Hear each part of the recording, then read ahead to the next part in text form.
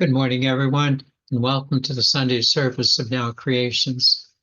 Just a joy to be with you, and always a joy to remind you that the most important thing in life is your life within yourself, that God Spirit at the very center of your being. Nothing more important. May each of us live that way throughout this day. Just a couple of announcements.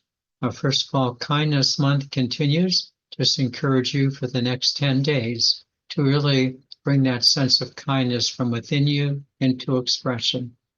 Again, if you're having a difficult time thinking of new acts of kindness, just try to be a little more kind in the things you normally do.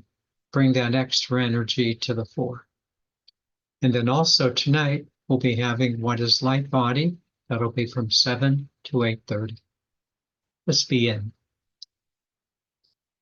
It's been quite a joy for me personally to be able to witness your response to the importance of soul teams, and especially to see how many of you are using the method that I suggested last week in allowing your soul to become the guidance of your life. What is quite obvious to me is that many of you are looking for a bigger perspective. Quite simply, you want more in your life, more than just the same old stuff that just now means relatively little to you. When we combine this quest for more with the celebration of Kindness Month for Now Creations, we easily experience the enthusiasm, that enthusiasm we have in the very center of our souls. We want to do good. We are happiest when we do good. And we are doing good, to the great satisfaction certainly of your family and friends, but most of all, to the great satisfaction of yourself. Doing good, being loving, these are the God qualities that we most want to live in totality in our lives. And we are now doing so with the help of our soul teams. Thus, the topic of today's teaching is Soul Teams, Part 3. I will begin the teaching with an observation and then answer two questions that several of you have asked, and then proceed, as we have time, to the fourth and fifth soul teams. Let's begin with an observation. What I have observed recently, and might I say, to my great satisfaction, but most of all, to your satisfaction, is the utilization of the spiritual tools that we have presented in Now Creations. Let me give you two examples. The first one occurred in one of our study groups. The person said that she now has a go-to phrase that really works for her. Her go-to phrase is, "I trust the universe." Her comment, which really very much moved me, was really rather special because of the easy, fluid way that she said it. It was so clear to me that she really does have a full-time go-to phrase that she uses regularly. It just seemed that it was such now a natural way for her to respond. That go-to phrase has become a part of her spiritual toolbox. I trust that each one of you has that go-to phrase for yourself, that go-to phrase that you can use at a moment of challenge, that go-to phrase that you now have securely placed in your spiritual toolbox. The second example concerned one of our members' response to the suggestion that I made last week of asking the following question: what is my soul now guiding me to do? What is my soul guiding me to do? I had suggested that you take a pad and pen and then sit for at least 30 minutes, allowing your soul to speak to you. Our member did precisely this. She took 30 minutes, addressed the question, what is my soul's guidance now directing me to do?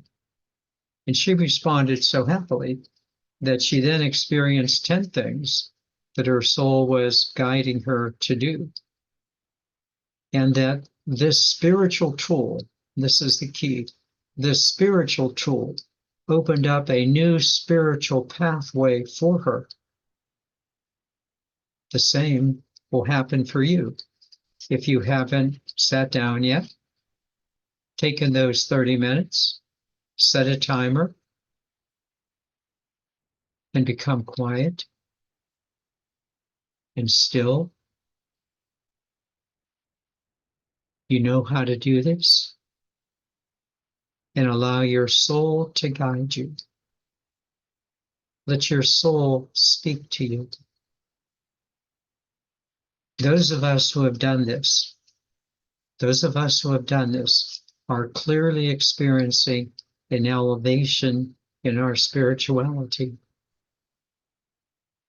These two examples of using the spiritual tools that we have recommended are such blessings for all of us.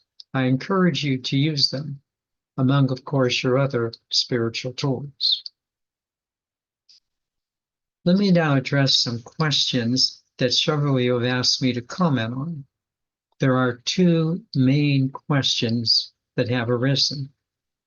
The first one has to do with your soul's guidance of your personality self. I will use my own example so that I can speak very clearly about it to you. As I asked my soul, what is it that you are now guiding me to do? I clearly received the following answer. Now, please realize I am sharing my experience with you. I'm not trying to tell you what to do. And I think you will clearly get the point that I am making. When I asked my soul, what is my soul guiding my personality self to do? The answer was quite clear in these words. My soul said, stop acting like a limited human personality and start acting like an eternal soul in complete control of your human persona instrument and its manifestations. I have shared this guidance with you in the past, and I am happy to share it with you again. My soul said, stop acting like a limited human being. Stop it. Start acting like an eternal soul spirit in complete control of your human persona instrument and its manifestations. Again, this is my soul's direction for me. Your soul direction will be unique to you. But here's the point I want to make. In order to stop acting like a limited human being and to start acting like an eternal soul spirit in complete control of my human persona instrument and its manifestations, I subsequently sat down and made a list of all the things that I would have to do to allow this change to occur in me. What I wrote and what I live by are the particular things that I now need to do to follow my soul's guidance. I made quite a list, from doing my daily spiritual practices to taking physical rest.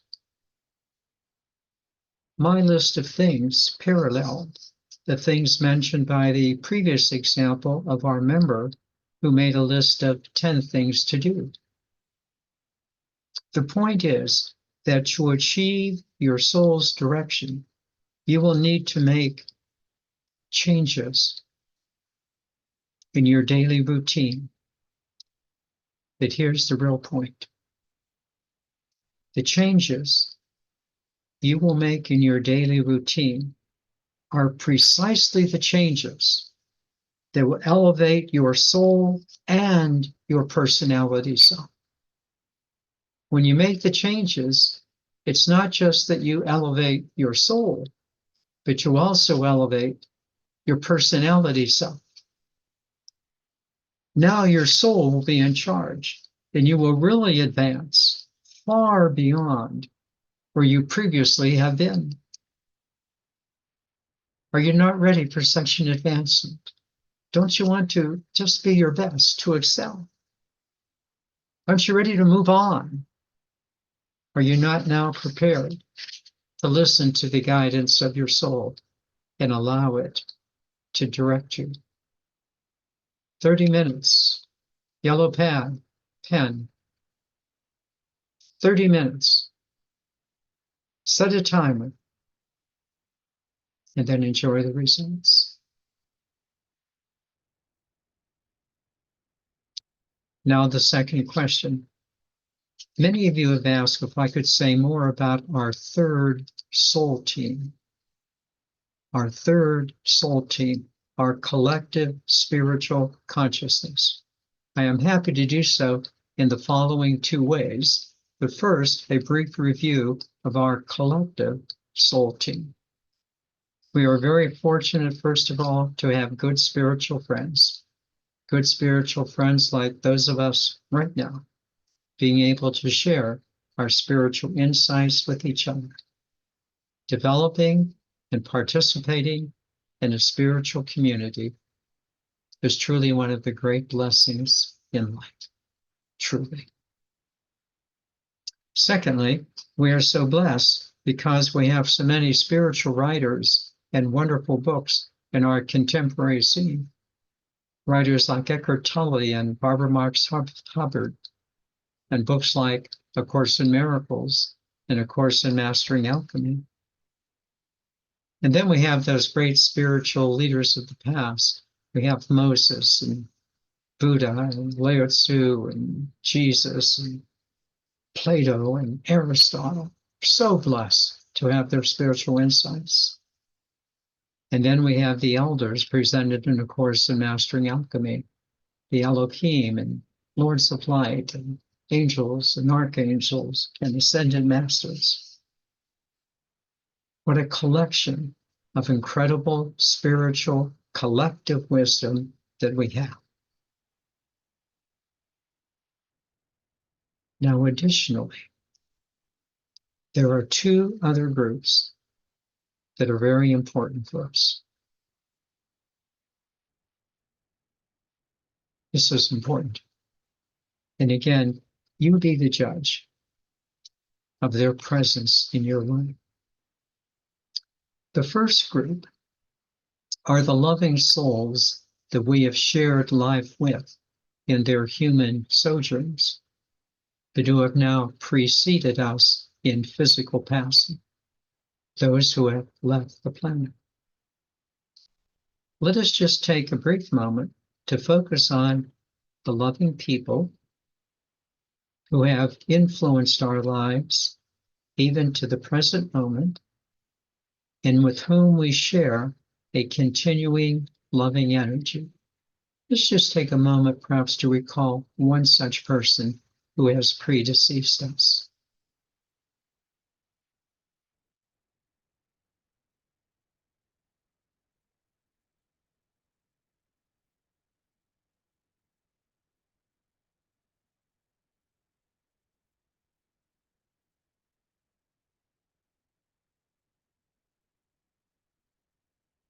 Now please listen carefully.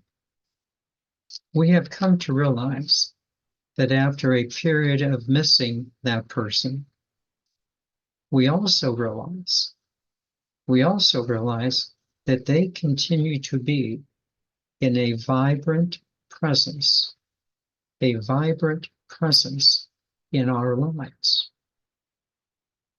We clearly understand that there is not only a continuity in life for those who have passed, but also a continuity in our spiritual relationship with them. We clearly understand that not only is there a continuity of life for those who have passed, but there's a continuity in life of the spiritual relationship we have with them. Please listen even more closely.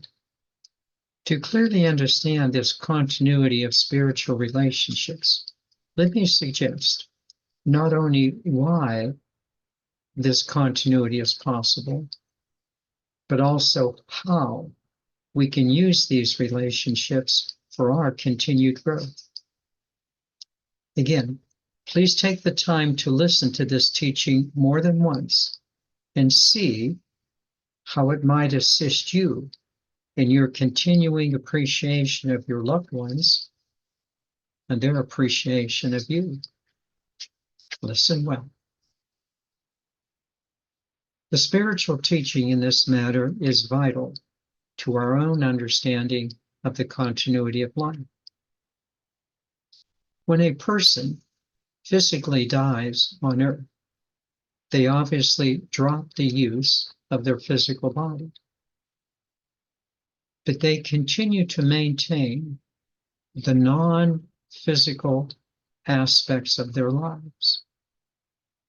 They continue to be their emotional selves, their thoughts, their souls, and their spirits. The emotions, mind, soul, and spirit are the non-physical aspects that continue. The obvious problem is that we are so used to needing a body to remind us to think that one's personal identity is the body, even though we know it's not true. That each person continues to have the same non-physical aspects of life that we do. They, as well as we, continue to have an emotional body, a mind, the soul, and spirit.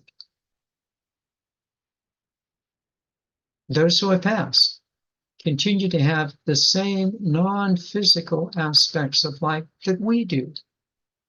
Our emotions, our minds, our souls, and spirit.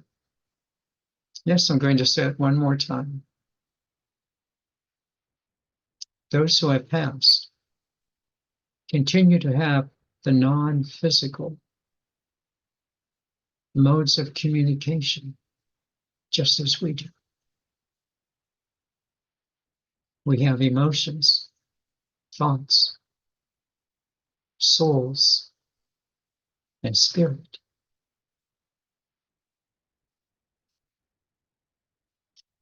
Again, a problem arises because we cannot use the traditional methods of human communication, such as words, physical expressions and actions, and most of all, physical sight. It is precisely to this point that Neil Donald Walsh, in his first book on Conversations with God, has given us this beautiful, truthful language to assist us. He beautifully and truthfully expressed that feelings are the language of the soul. Let me repeat it. Feelings are the language of the soul. For those who have not explored their souls, these words fall on deaf ears. But you're different. You've explored your soul. You've changed. And because you've explored your soul, you now know its language. It is feelings that are the language of the soul. feelings that are the intuitive communication of life. These feelings comprise a long list of qualities such as love, appreciation, gratitude, and especially ongoing support for both those who have passed and for those who continue the journey here on earth. We now have the mode of communication. These feelings, these intuitions, comprise what I call a field of knowing. And it is precisely this field of knowing, the language of the soul, that continues to be with us and with those who have passed. We continue to share this field of knowing. I encourage you to consider this teaching several times until you understand that we really do have a spiritual connection with our loved ones who have passed. They are part of our ongoing spiritual collective energy, are they not? It takes time to sit with this. It takes quiet. But what an understanding it brings to us. Please take the time to do so, to realize the continuity of our life with others in collective spiritual communication.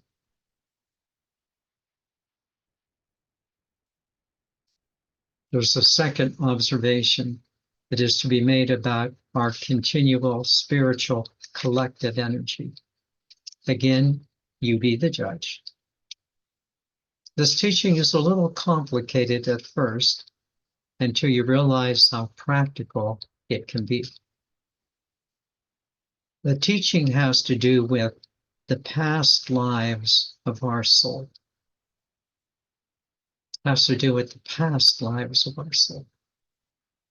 The best way to approach this teaching is to ask the question, whose past lives are they? And what are their purpose? Whose past lives are they? And what are their purpose? Again, the answers to these two questions take some time and attention.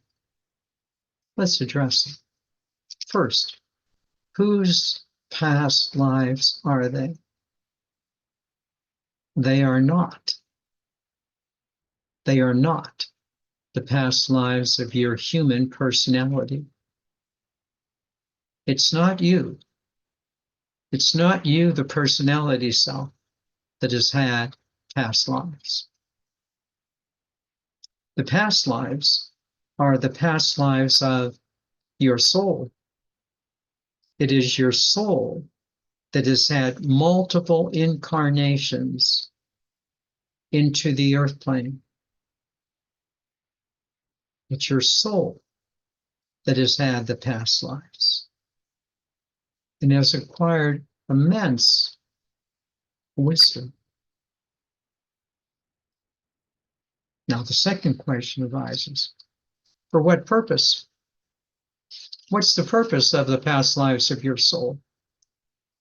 Your soul has had multiple experiences on the earth plane so that it might grow in knowledge and awareness of human life in a physical body. Now, this becomes the point.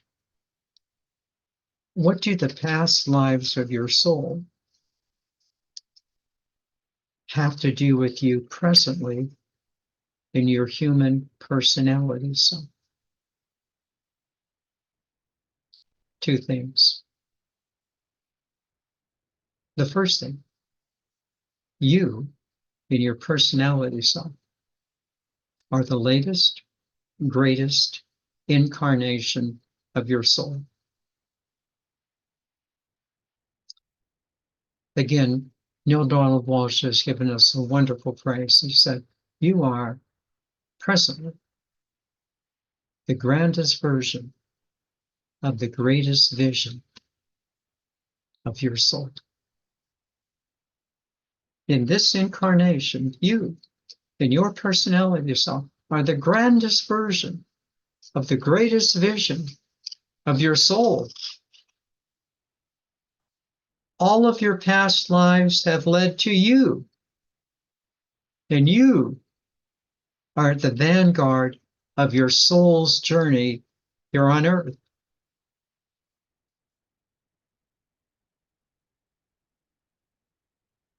The second aspect. This is so important.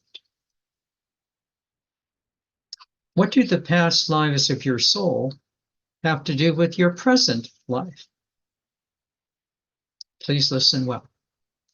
The past lives of your soul are the support system of your present life. The past lives of your soul are the support system of your present life, of your present incarnation.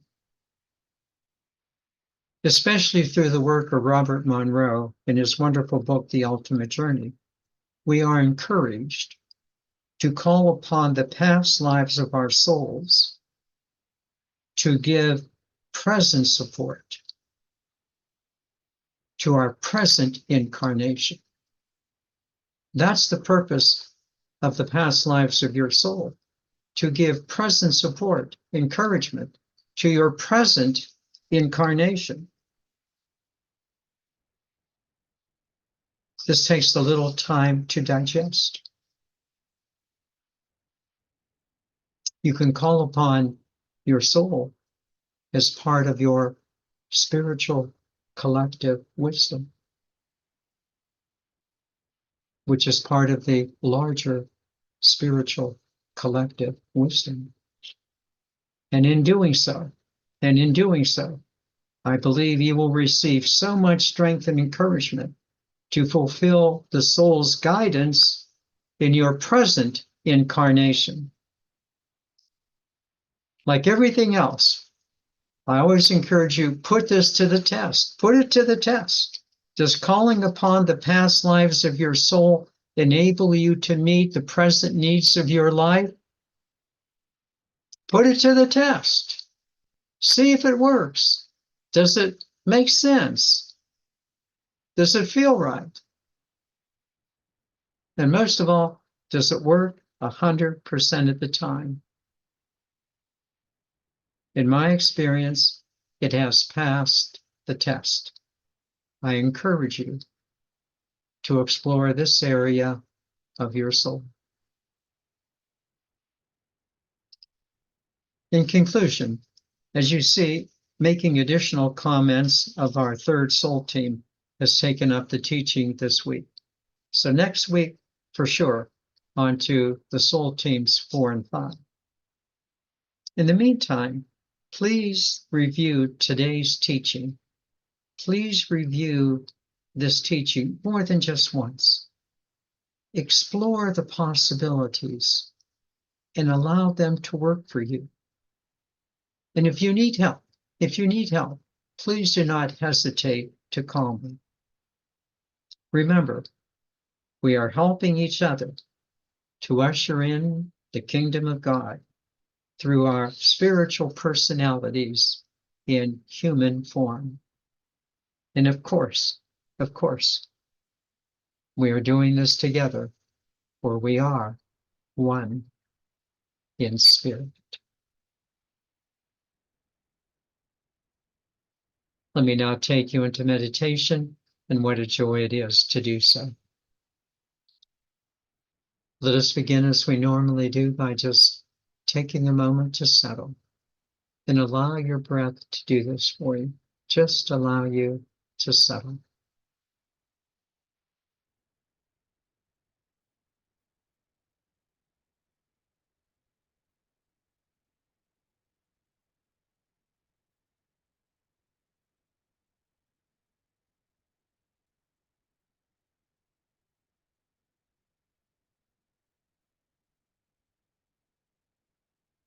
So do you have one? Do you have one? One that is readily available. Do you have one?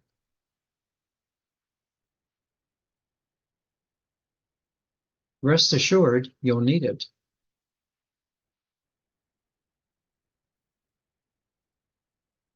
And if you don't have one, you probably know that you really do need it.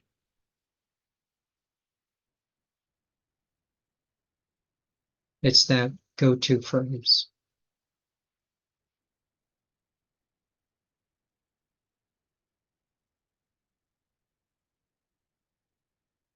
I'm so pleased to see so many of you understand the importance of this go-to phrase.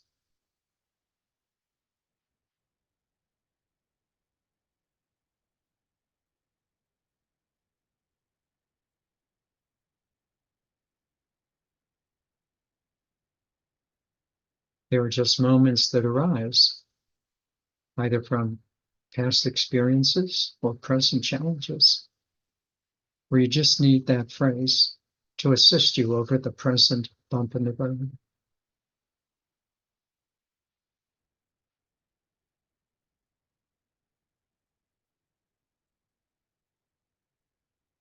Would you be willing to say that you now have it as one of your spiritual tools?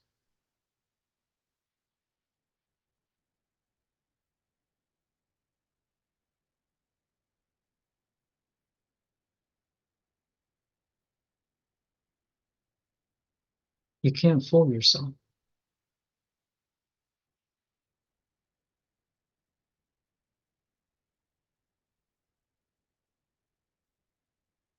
Either you continue to get frazzled, or you have an energy, a go-to phrase that raises you above the battleground.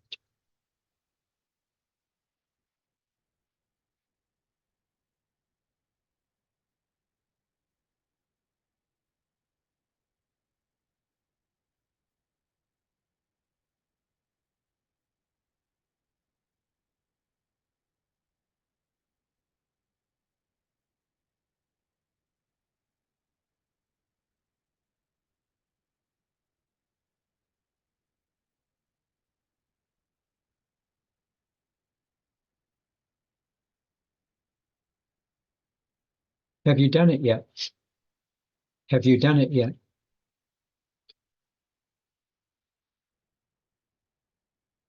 Have you sat down for 30 minutes? For 30 minutes, perhaps you used a timer. Have you sat down and honestly asked yourself, what is my soul guiding me to do?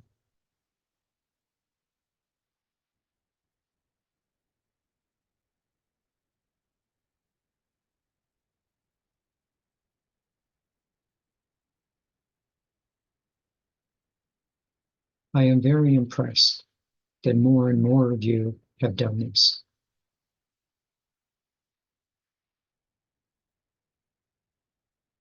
And you have done it to the great satisfaction of what your soul has revealed to you and the elevation it has brought to your life.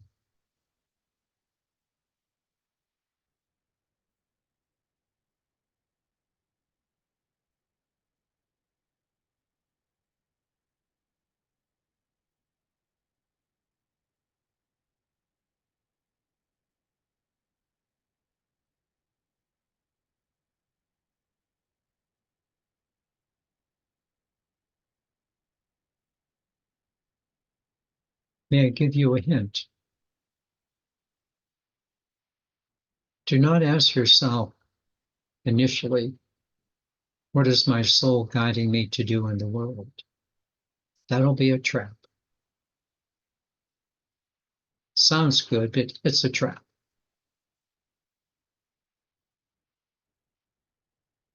Rather, simply focus on your soul and ask yourself, What is my soul guiding me to do? Period.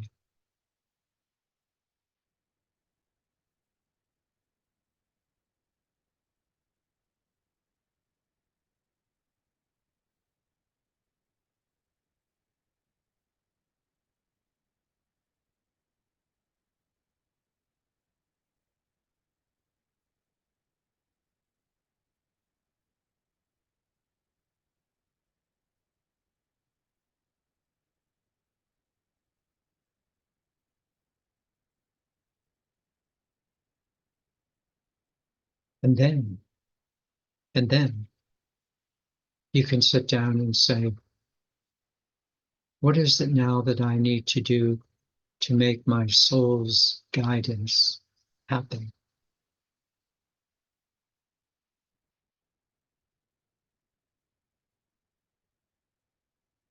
Do the first thing first. What is my soul guiding me to do? Don't look into the world. Look into your soul.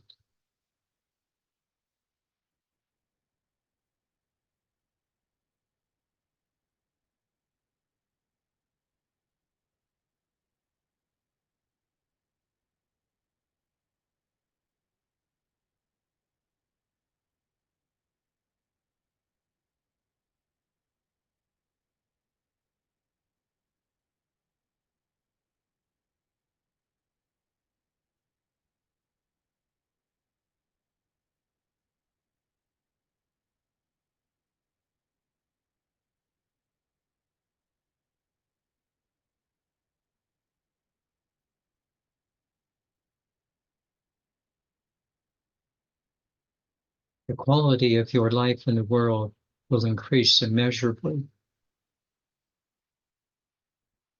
when you stop trying to make your worldly self better and focus on making your soul as a clearer director in your life.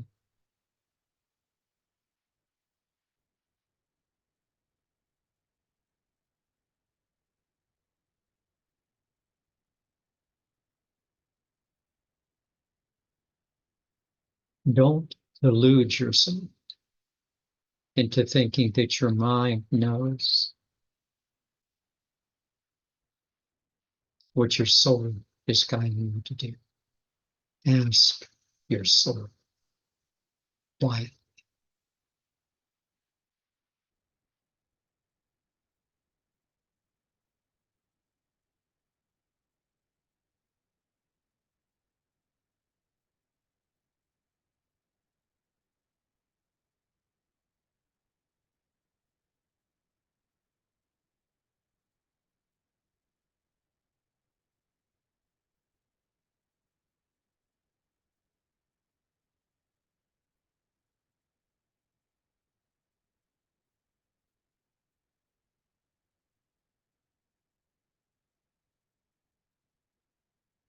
So have you thought about it lately?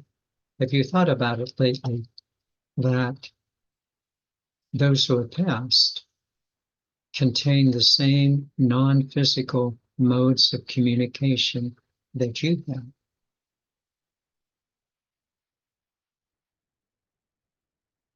and are part of your continuing collective spiritual team?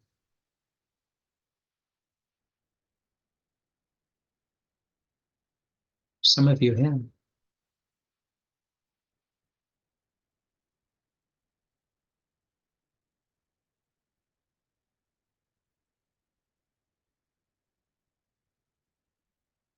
You know that they, as you, have the same non-physical modes of communication of emotion, thought, soul, and spirit.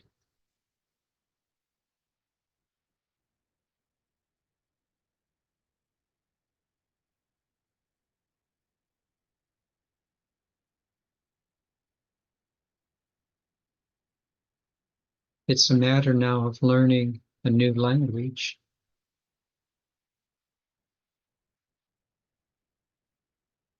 namely that feelings are the language of your soul. Feelings are the language of your soul.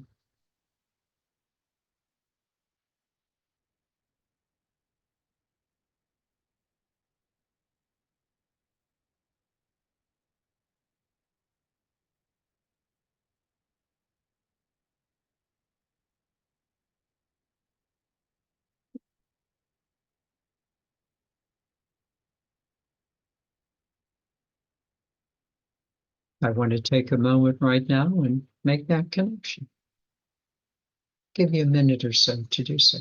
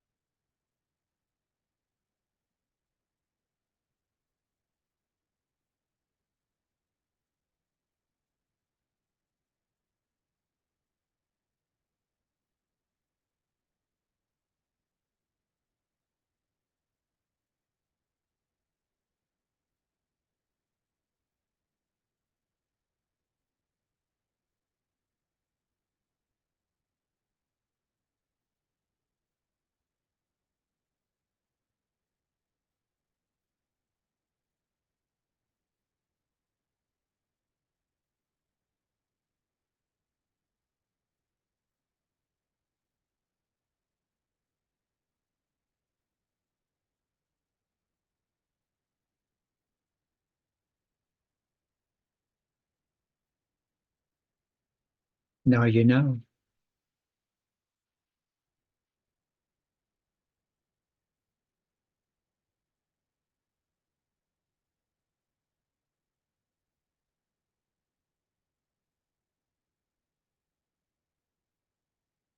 Now you know.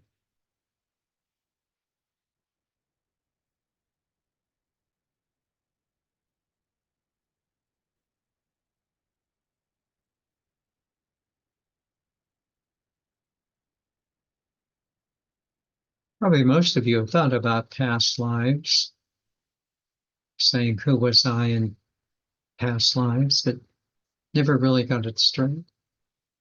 But to think that you are a present manifestation of a larger soul. And your past lives are there as a collective wisdom source for your present life, from which you can draw.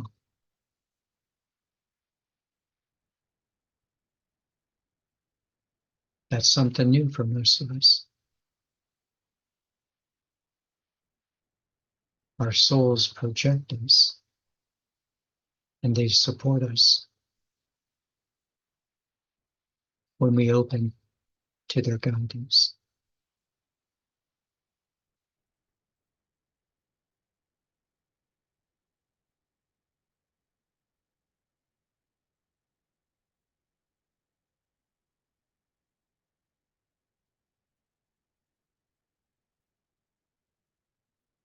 Test it out. Test it out.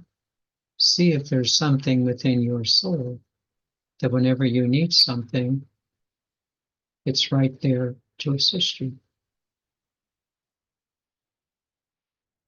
Test it.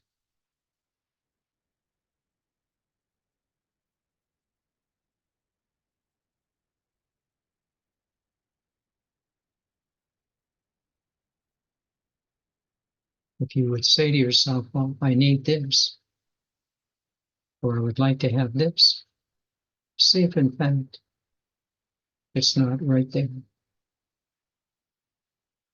All you need to ask, and you shall receive.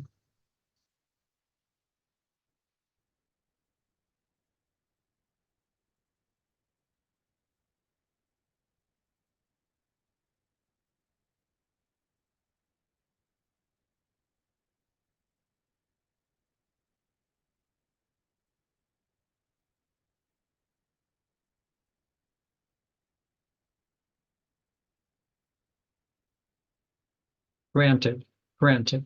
A lot to digest in today's teaching. So listen a couple of times.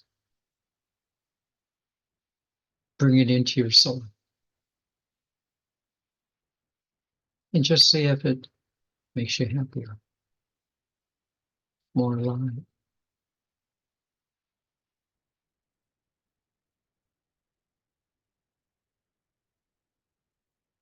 And with that, let me invite you to return to your breath.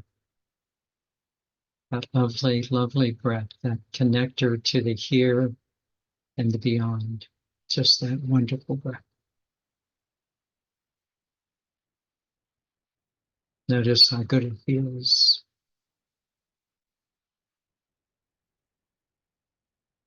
We're on to a lot of things.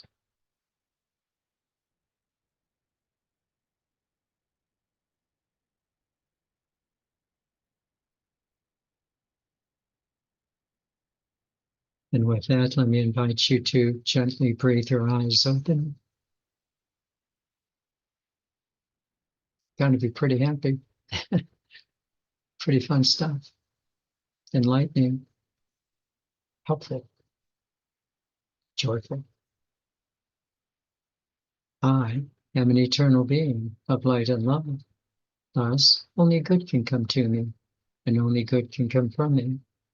And we are eternal beings of light and love. Thus, only good can come to us, and only good can come from us. Namaste.